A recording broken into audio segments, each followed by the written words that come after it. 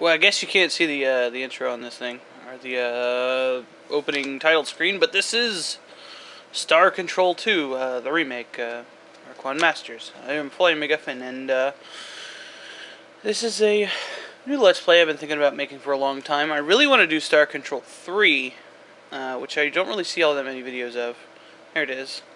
The Ur-Quan Masters. This is actually a remake. Based on the 3DO port of, well, the 3DO and the PC port of the original Star Control 2 game.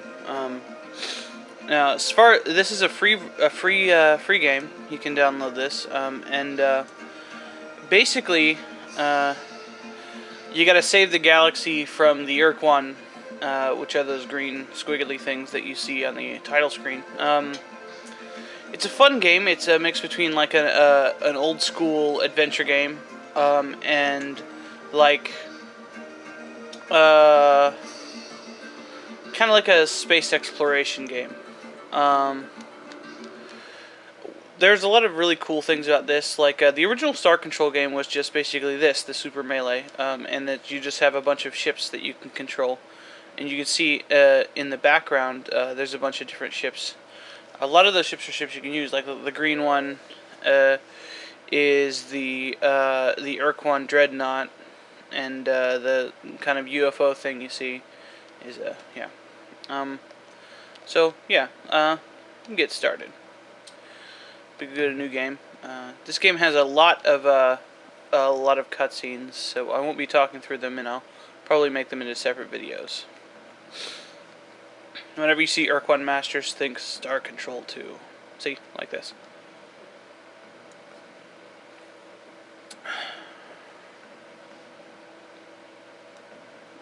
And like it says here, you can download it. I don't think there's any voice acting in this. I've seen a screenshot Let's Play of this, but that was a long time ago, and I've never seen a completed video Let's Play of it. If there is one, let me know. But the reason to do this in a video format rather than a screenshot format is the awesome music and voice acting.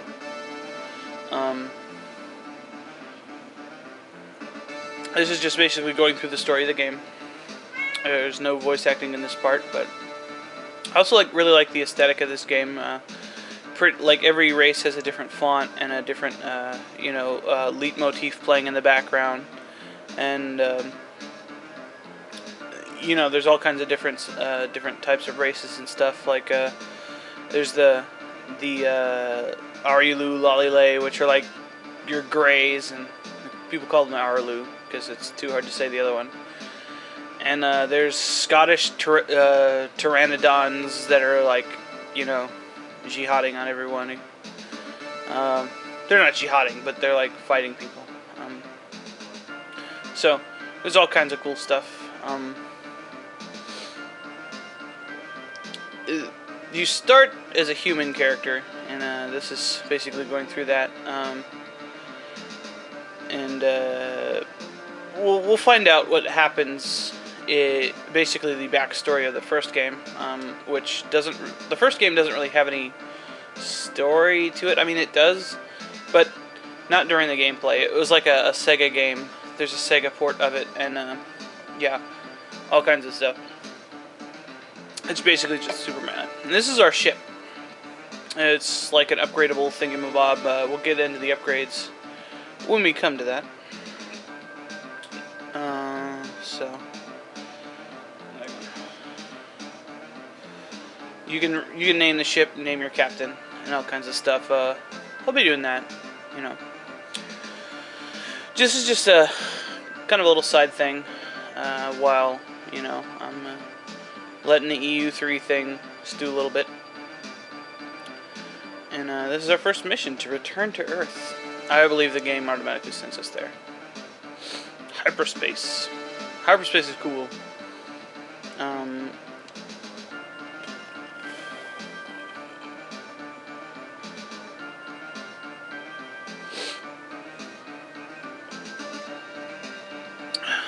Like most of the Let's Plays I'm doing, I'll try to minimize dead air.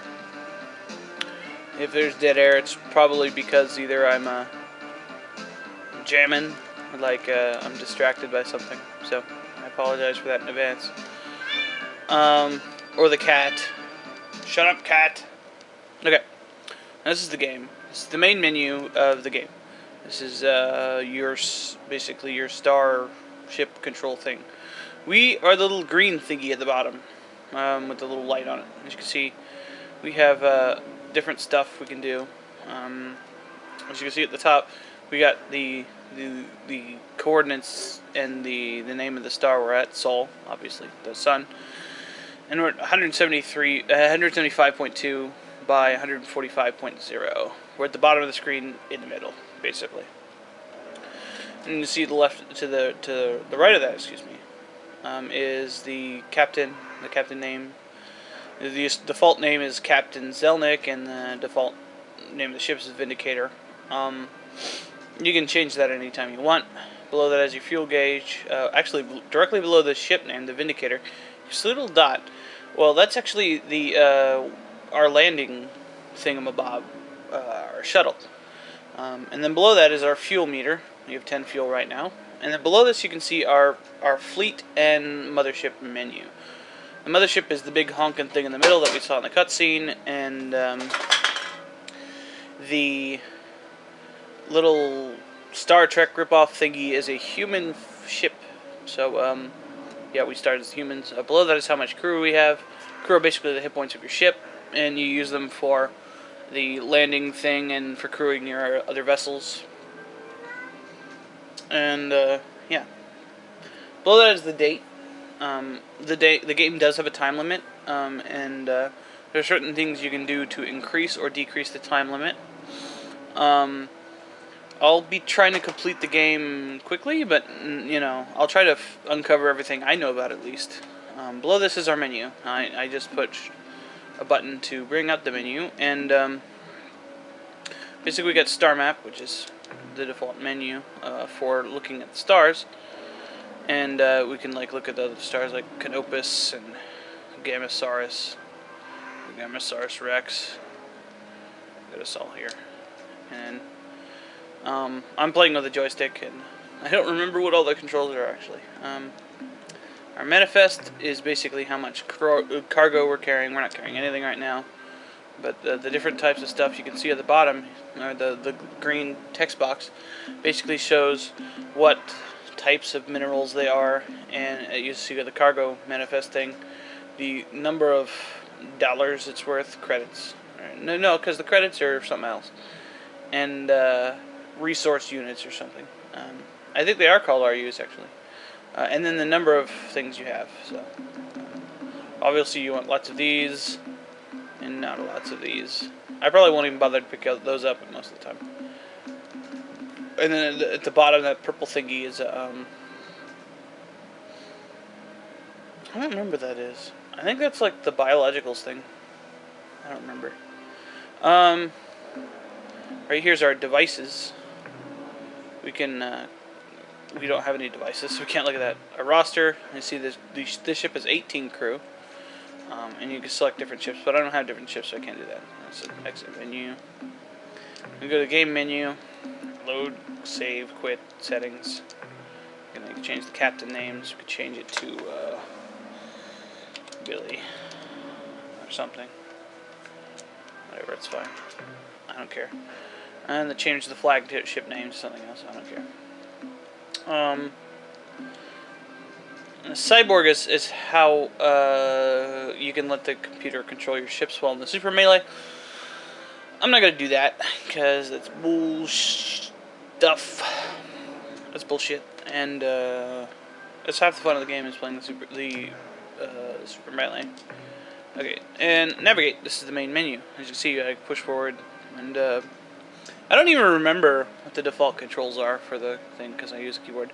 But this kind of uses, like I'm turning right now, you kind of got tank controls. So you just keep drifting towards where you were pointed in the first place. So we want to go to Earth. Earth is this blue thinger. Oh god, I'm going to miss Earth. I missed Earth. Okay. Earth. And you want to, like, aim your tip. Oh, here comes the cutscene. Attention, interloper. Heed this recorded message. This drone vessel speaks with the voice and authority of Ur-Quan. You are trespassing within Ur-Quan space. This world, Earth, may not be approached for any reason, nor will hostilities against our orbital platform be tolerated. In addition, your ship does not respond to standard hierarchy identification transmissions, and is therefore deemed to be independent. This is not permissible. Only subservience shall be tolerated. This drone now leaves to inform the Ur-Quan of your transgressions. You are commanded to remain here and await the arrival of the Ur-Quan. Disobedience will be punished.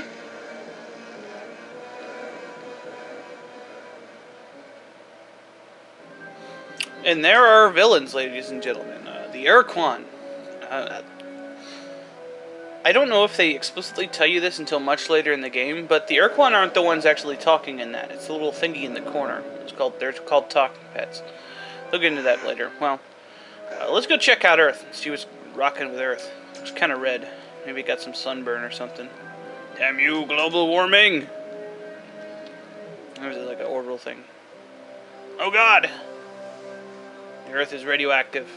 Now, in the menu, you can turn on this pulsating shield effect. Everything in the game describes it as pulsating, but the original PC version didn't have the pulsating thing. This is a 3DO thing. So, yeah, we could scan the Earth, scan them up. You can scan for mineral, energy, or biological. If you do the auto scan, it does it automatically. But apparently, we can't do it because it makes that farting sound. We can't dispatch our dudes. So we go. Yeah, so apparently we can't do anything with Earth, but we can see here, like, mass. Well, pretty much everything is one, because everything's based off Earth. Except for the weather and tectonics. Yeah. Okay. Well, obviously this isn't global warming, because it showed a pretty normal temperature.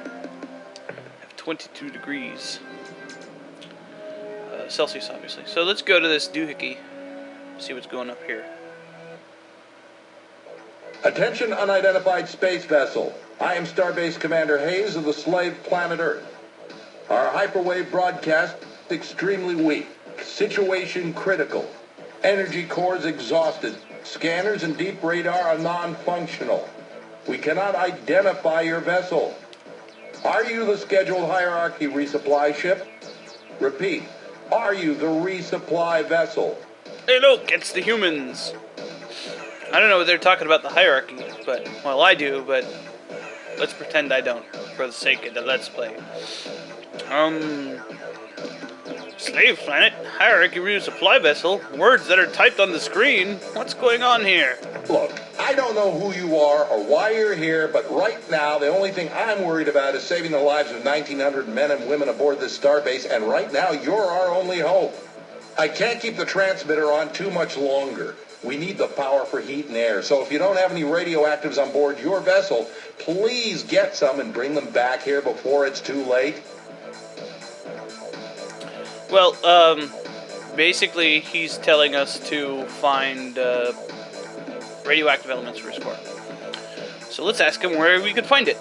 The fastest way to get radioactives in this system would be to land on Mercury and scour the surface for deposits of radioactive elements. But be careful. Mercury is a pretty inhospitable place. Watch out for earthquakes and those high temperature areas. Okay.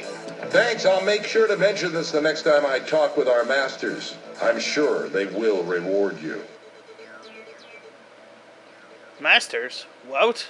I guess the humans lost. Well, it's because they didn't have me. Yeah. Okay, let's crawl out of the system. Ugh. So slow. Okay, let's go to Mercury. Now, one of the tricks you can get is, like, when you leave an area, it doesn't keep your guy going. So obviously Mercury, if we know our spaceography right, would be this orange thingy next to the sun. And then this green thingy would be Venus. And then Mars is over there, but we hate Mars. We don't care about Mars. So let's go to Mercury. And then we'll try to land on the sun, because, yeah. Why not? Okay. Now, it doesn't really take into account the gravity of the stars when you try to do that. Okay, now let's do a scan. Scan. Okay, Mercury is small. It doesn't have an atmosphere. Yeah, really hot. That's actually not super hot for planets in this game. Class 3 tectonics, which is just above Earth's, but no weather. Not very heavy. For every fuel, for the mass of the thing, it takes a certain amount of fuel to launch your scooter bobber, your shuttle. Based on the mass of the gravity of the ship. The rest of the stuff doesn't really matter. So let's scan. Now you can do a mineral scan, or either of these, but the auto scan does all three of them for you. So do a mineral scan. See some of them orange jobbies. That's what we want. No energy, no biological. Not really any kind of surprise there. So we can dispatch. Okay, and you can see a little thingamabob in the corner. Well, that's our vessel, and you can see the min and dat. Well, the min is minerals. The minerals we're going to pick up, and dat is data for biologicals. So if there's biologicals, little alien critters, you can shoot them and pick up the stuff. Below the little ship thingies, little dots. That's your crew indicators. So you get this little cursor and move it around and land on the planet. So we want to get these orange thingies. So I'll probably pick up the orange and yellow thingies, and probably pick up some of the gray thingies. But yeah, we'll see. I'll probably just pick up everything since I have to land on this planet. Okay, so we want to avoid the fire and the earthquakes. Okay, uraniums. Okay, just to be safe, I'm gonna pick this one up. Oh, I just lost 2 crewmen because that fire appeared under me. Alright, as you can see, we're at 9 fuel now. So let's try to get these gold ones. I think these are precious metals. But it's better to move around rather than stay in one place. Silver, yep, there we go.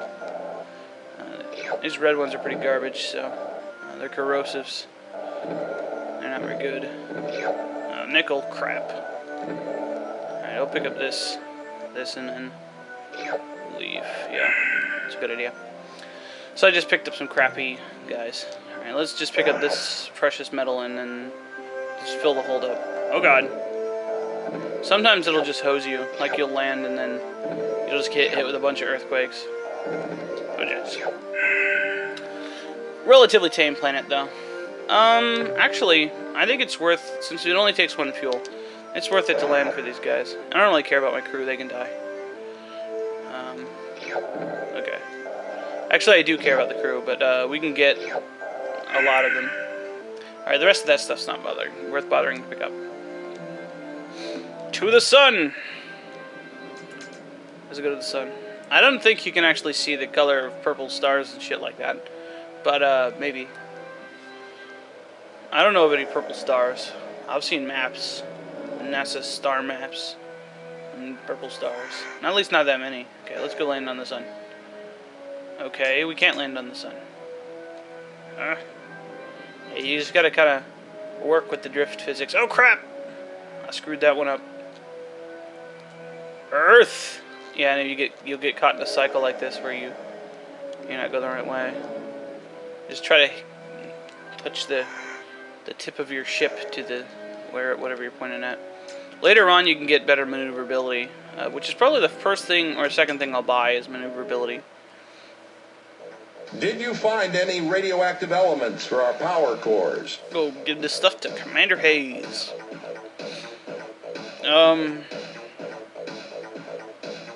I don't think he'll tell us anything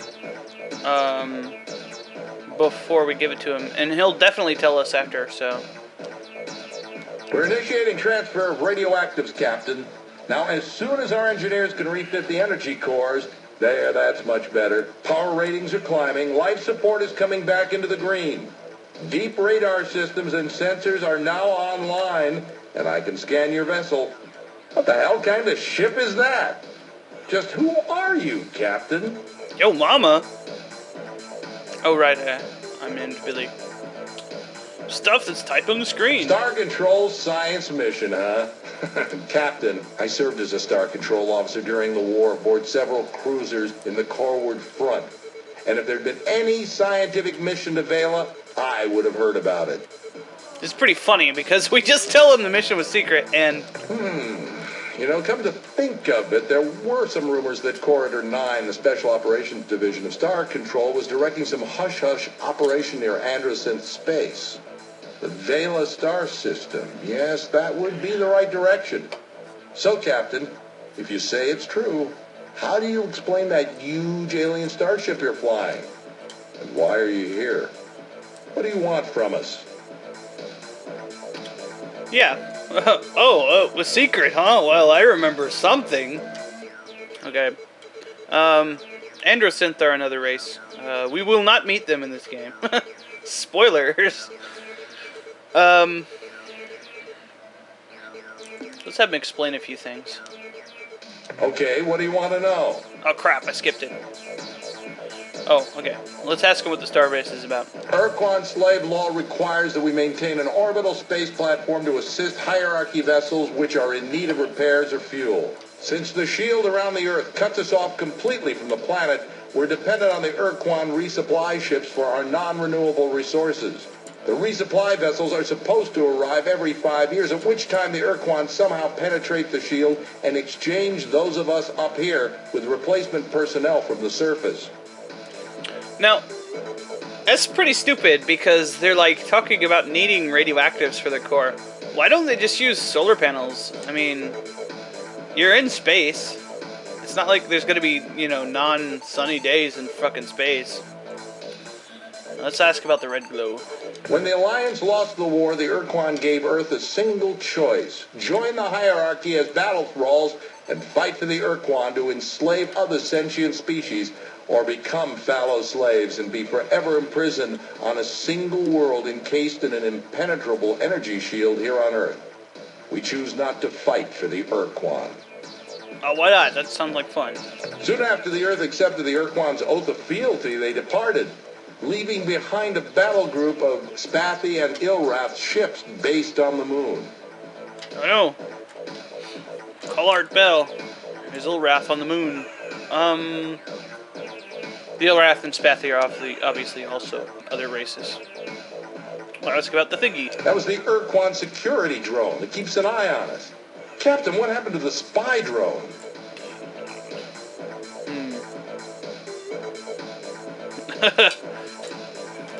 So we can lie to him.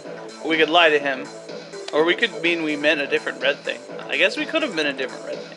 We'll tell him the truth because it's funnier. Oh no, right now it's probably cruising through hyperspace heading right towards the closest hierarchy outpost. Yup. When the Ur-Quan find out that you're here, they're going to send a combat fleet instantly. Maybe. Let's tell him about the technological secrets of the precursors, yada yada. Fight the Ur-Quan. Win back our freedom. I remember having such thoughts myself once, long time ago. That was in the first years after the defeat, when it was still terrifying to look up and see the bloody glow of the pulsating slave shield overhead. Though day and night we gazed up at the impenetrable wall as though the sheer power of our hatred would pull it down. But over the years I spent so much of my time struggling, down on the surface, under the shield, and then later up here trying to keep the station alive, that I'd forgotten what it means to be free, to hate our Ur-Quan masters. And now here you are, in an alien ship of unknown power, offering me your assistance to fight against the hierarchy again after all these years. Captain, your offer is intriguing.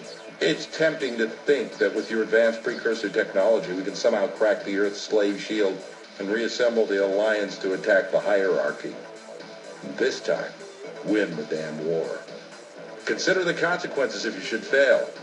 The Ur-Quan won't just punish us here on the station. They'll exact a gruesome retribution on the surface below as well.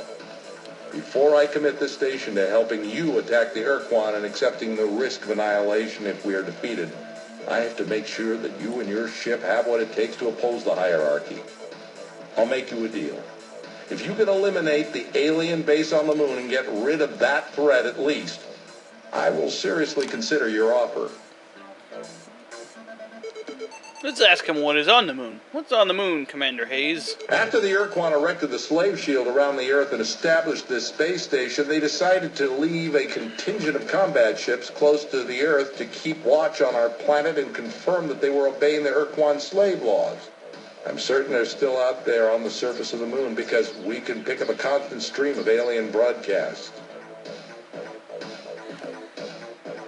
As I said before, after the Ur-Quan erected the slave shield around the Earth and assembled the space station, they decided to leave a contingent of Spathi and Ilrath ships stationed on the moon. We've looked at the moon base through our telescopes, and we can confirm that there's still substantial activity down there, but we've never been able to make contact with the base using either hyperwave caster or traditional radio signals. Sometimes they'll say different things if you talk to them multiple times about the same thing, but sometimes they won't. Like he said, as I said before, it's like, alright, let's go attack the moon. Captain. There are probably a dozen Spathi eluders and Ilrath Avengers down there on the lunar surface. I don't know why they haven't come after you yet, but when they do, you'd better have your weapons armed and your thrusters burning hot. Alright, time to go bomb the moon. We'll win the Nobel Peace Prize. Let it go, moon. Come on.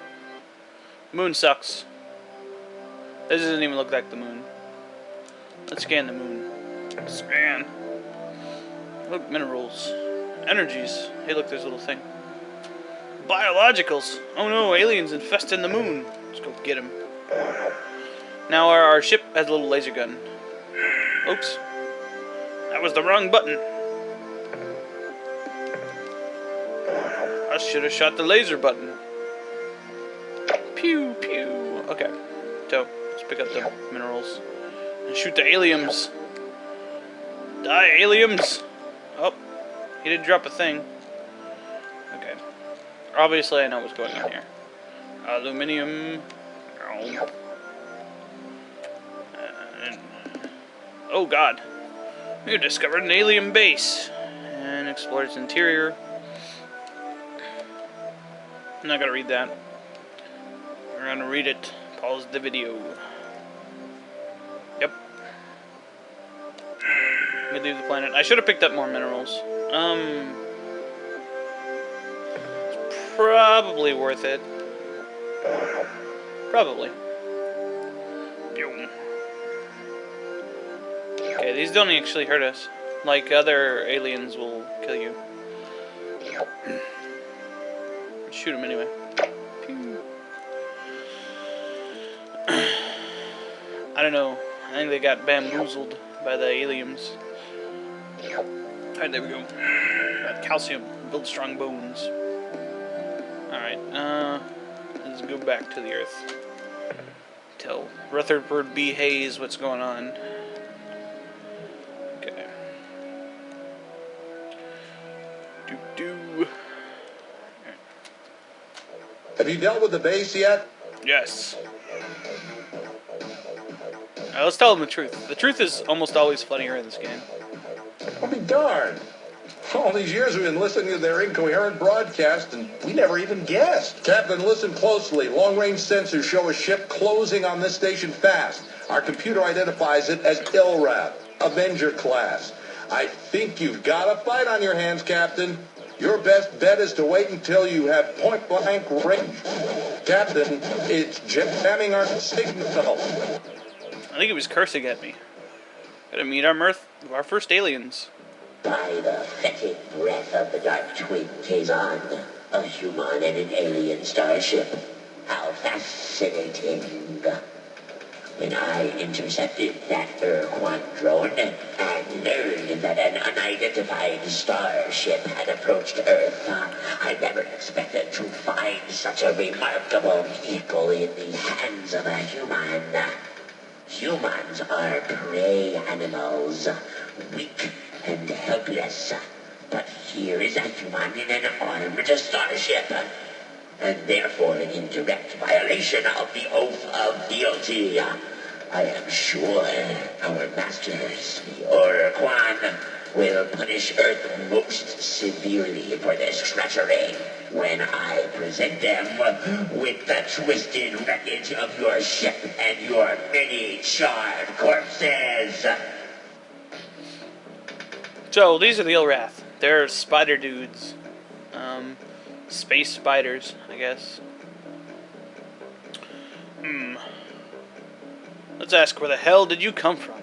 Since you will soon be dead, I will gladly explain. We have spent many years gleefully preying on the Pakunk. They are a pitiful, easily killed species. And we would have continued in this divine worship of Togar and Kazon, but we required additional crew members and repairs to our cloaking device. So we departed the Jiglass constellation and set course for home. But before we had reached our region of space, we detected the passage of a nearby vessel, the Ur-Quan drone. It informed us about you, so here we are. And now, you die. Well, he just gave us some important clues here, and this is the before battle screen. He gave us some important clues there. Well, he told us that he was in the Jiglass system and constellation, and he said the Pakunk were there. Well, as of now, we don't know what the hell the Pakunk are, but obviously the Ilrath don't like them, so we like them because the Ilrath are evil.